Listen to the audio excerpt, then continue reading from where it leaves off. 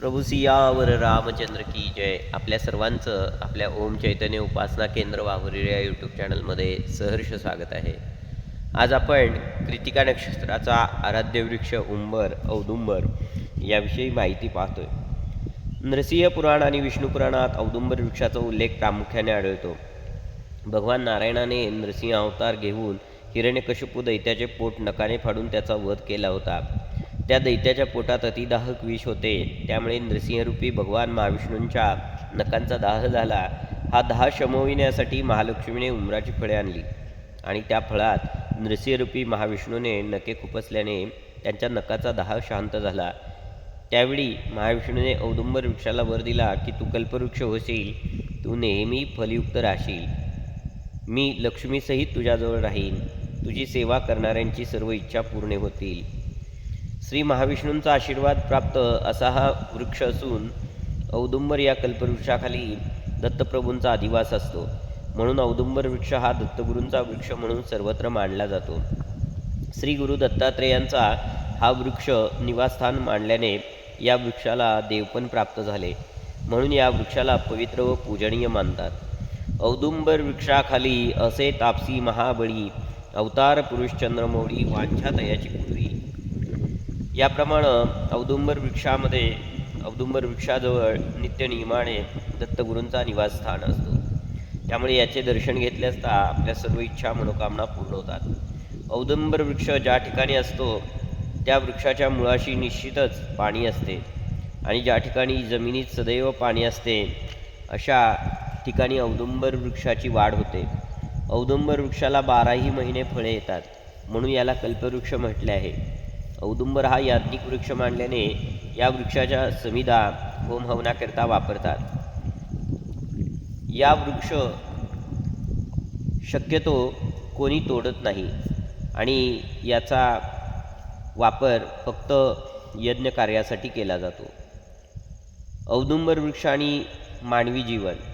औदुंबर वृक्षात ताप संताप शमन करण्याचे आणि तीव्र दाह शांत करून मानवी देहाला मनाला शीतलता देण्याचे दिव्य सामर्थ्य असल्याने देवी, गोवर, कांजण्या आणि नागिन या रोगात आणि उष्णतेमुळे शरीराचा दाह होत असल्यास औदुंबर जल प्राशन केल्याने हा दाह शमतो आणि वरील रोग बरे होतात. बहुमूत्र विकारांवर गोमूत्र अर्क आणि औदुंबर जल समप्रमाणात प्राशन केल्यास हा विकार बरा होतो. मधुमेह झालेल्या व्यक्तीने औदुंबराची फळे खाल्ल्यास मूत्रातील साखरेचे प्रमाण घटते.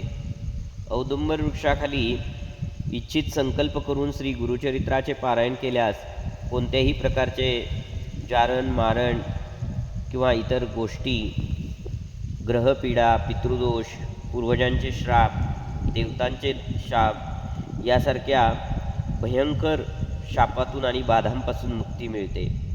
असाध्य आजार असलेल्यांनी श्री गुरुचरित्राचे पारायण औदुंबर वृक्षाखाली यथाविधी केल्यास या आजारातून मुक्ती मिळते. औदुंबर वृक्षाखाली बसून गुरुमंत्राचा जप केल्याने कोटी पुण्य फळ प्राप्त होते. होम हवन केल्याने कोटी यशाचे फळ मिळते, कोटी यज्ञांचेही फळ मिळते. औदुंबर वृक्षाखाली महादेवांचे पूजन करून 11 वेळा रुद्रपठण केल्याने अतिरुद्र केल्याचे पुण्य प्राप्त होते. औदुंबर वृक्षाला प्रदक्षिणा घातल्याने अनंत पुण्य प्राप्त होते. उपासकाचे दारिद्र्य जाऊन सौख्य प्राप्त होते. औदुंबर वृक्षाला 1,00,000 प्रदक्षिणा घातल्याने आपल्यामध्ये नवचैतन्य प्राप्त होऊन आपले इच्छित मनोकामना पूर्ण होतात. एखादे संकट आपल्यावरती आले असल्यास अशावेळी आपले मनोधैर्य खचून न देता औदुंबर वृक्षाचे विधिवत पूजन करून दिगंबरा दिगंबरा श्रीपाद वल्लभ दिगंबरा या मंत्राचा कुटुंबातील सर्वांनी एकत्रित 3 दिवस 1,00,000 जप केल्याने आलेल्या संकटातून उपासकांची सुटका होते. कोणत्याही प्रकारची रोगव्याधी पीडा यांचा परिहार करण्याकरता औदुंबर वृक्षाला दत्तमाला मंत्र म्हणत रोज 108 प्रदक्षिणा घातल्याने सर्व प्रकारच्या इच्छित मनोकामना पूर्ण होऊन 3 वर्षात संकल्पपूर्वक 1.25 लाख प्रदक्षिणा घातल्यानंतर आपल्यावरती दत्तप्रभूंची कृपा प्राप्त होते. असं हे औदुंबर वृक्षाचं महत्त्व आपल्याला सांगितलेलं आहे. आपणा सर्वांना विनंती आहे, आपण सर्वांनी जास्तीत जास्त हा वृक्ष लावावा, या वृक्षाची उपासना करावी, या वृक्षाला नित्य पाणी घालावे, तसेच या वृक्षाचं संगोपन करावं. त्याचबरोबर कृतिका नक्षत्राचं ज्यांचं अद्याक्षर आ, इ, उ, ए या अद्याक्षरांनी ज्यांचं नाव सुरू होतं, त्या सर्वांनी दररोज औदुंबर वृक्षाची पूजा करावी. अवधूत चिंतन श्री गुरुदेव दत्त. प्रभू सियावर रामचंद्र की जय. आपणा सर्वांना विनंती आहे, आपल्या ओम चैतन्य उपासना केंद्र वाहुरी या यूट्यूब चॅनलला सबस्क्राईब करा, लाईक करा, शेअर करा, बेल आयकॉनचे बटन दाबायला विसरू नका.